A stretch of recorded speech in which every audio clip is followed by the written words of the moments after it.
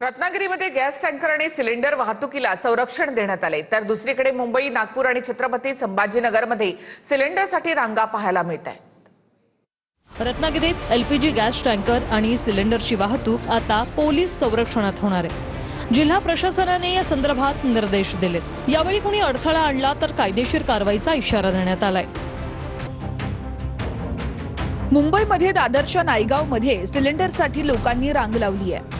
पहाटेपासून लोक सिलेंडर घेऊन रांगेत उभे आहेत। हजारो लोक सिलेंडरसाठी प्रतीक्षा करतायत। सिलेंडर बुक केल्यावर ओटीपी येत नसल्याची तक्रार ग्राहकांनी केली आहे। नागपूरच्या काही भागात 12व्या दिवशीही घरगुती गॅस सिलेंडरसाठी लोकांनी रांग लावली होती। गॅस सिलेंडरच्या गोडाऊन बाहेर पहाटेपासूनच लोकांनी गर्दी केली। छत्रपती संभाजीनगरच्या एपीआय कॉर्नर परिसरामध्ये गॅस एजन्सी समोर लोकांनी सिलेंडरसाठी रांग लावली होती। घरगुती गॅस सिलेंडर घेण्यासाठी नागरिक सकाळी 5 वाजल्यापासून रांगेत उभे होते। अनेक दिवसांपासून बुकिंग करूनही वेळेवरती सिलेंडर मिळत नसल्याचा नागरिकांचा आरोप आहे।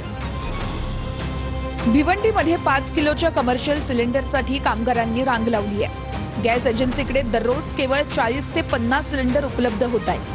जे लवकर पोहोचतील त्यांना सिलेंडर मिळेल अशी स्थिती निर्माण झाली आहे। त्यामुळे हे कामगार रात्रीपासूनच रांग लावतायत। सिलेंडरसाठी नंबर लावून हे कामगार जिथे जागा मिळेल तिथे झोपून रात्र काढतायत। गेल्या 3 ते 4 दिवसांपासून सतत रांगेत उभे राहूनही सिलेंडर न मिळाल्यानं कामगार वर्गात नाराजी आहे। कामगारांनी प्रशासनाकडे 5 किलो कमर्शियल गॅस सिलेंडरचा पुरवठा वाढवण्याची मागणी केली आहे।